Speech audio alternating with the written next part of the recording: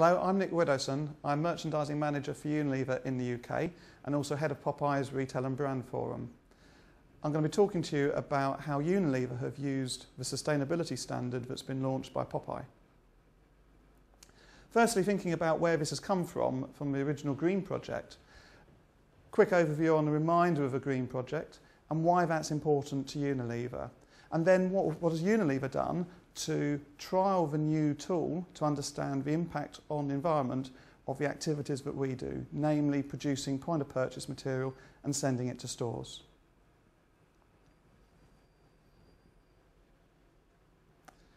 So as a quick overview, the Green Project was set up 2 years ago. The idea was to understand the impact of POP right through the supply chain. So understanding the impact from design and how we design POP and its effect on the environment, right through to how we manufacture and ultimately implement it in store, and then thinking about the end of its use in store, how do we dispose of the material in an environmentally friendly way. And the guide was set up originally to give brands and retailers as well as POP suppliers the guidance on every stage of that journey through the supply chain. This is really important to Unilever.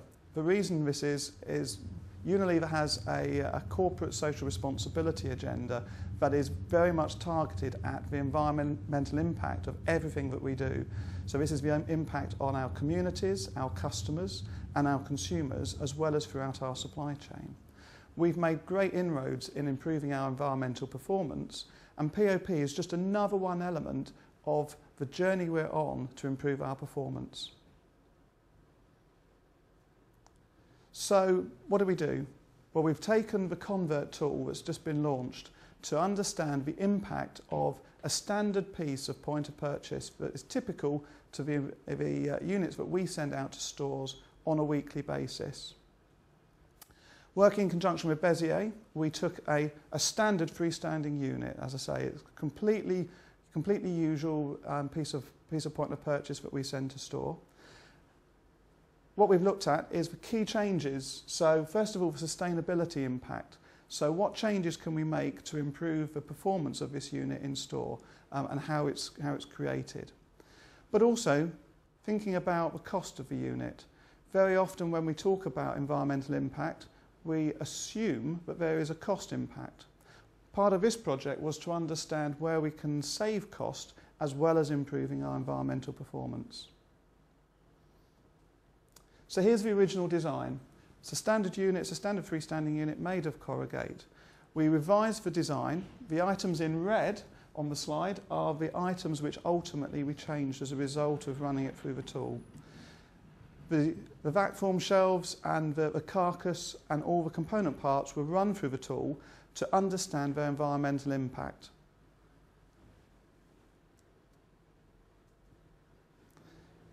As you can see, working through the tool, each stage of the design and production process was evaluated. All the component parts were input to understand what's the impact of every single piece of material.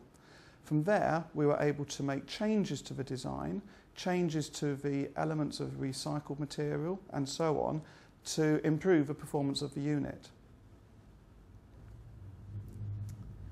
And so from the results, we're able to see a comparison between the original design and the new design.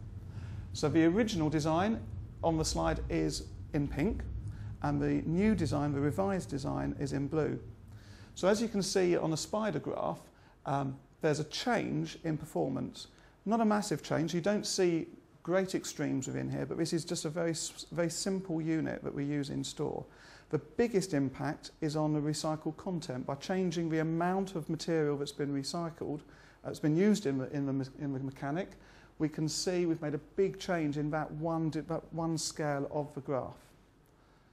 To put this into context, in store there's on average 5,000 units, 5,000 pieces of individual POP in store.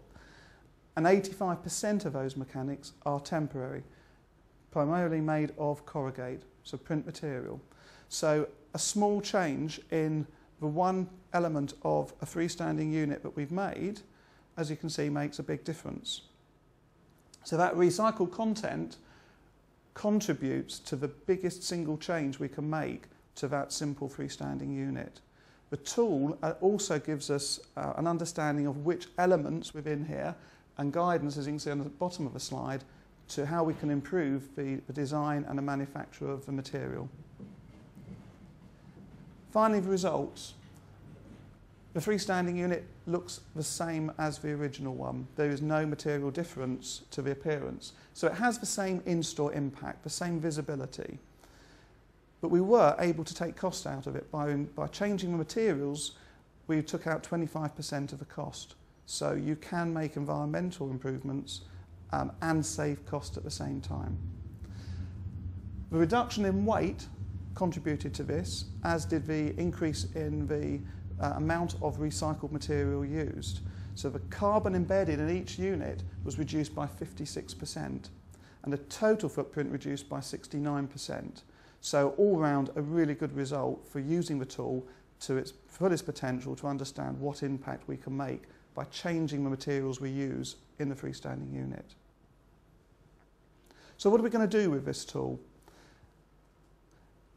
Firstly, we're going to mandate all of our POP suppliers use the tool to understand how they can make material differences to the units they provide for us. That will enable us to track our results over time and to monitor the improvements that we've made to the process, to the design, to the supply of all of the POP we send to store. I can then report that internally against Unilever's mandated performance on the environmental elements of all that we do, and we'll be building that into our ways of working so that we can continually improve all of our performance as far as the environment's concerned. Thank you very much.